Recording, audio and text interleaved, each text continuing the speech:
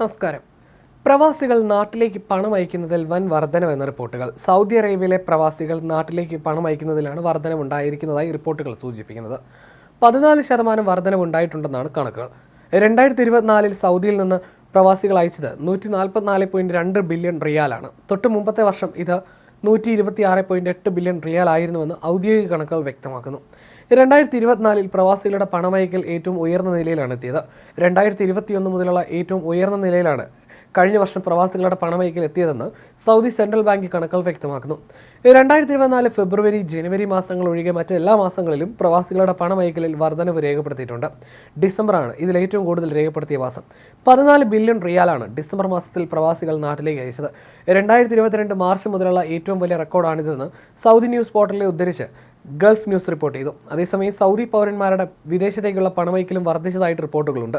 2024 മുൻ വർഷത്തേക്കാൾ 11% വർധനവാണ് രേഖപ്പെടുത്തിയിരിക്കുന്നത്.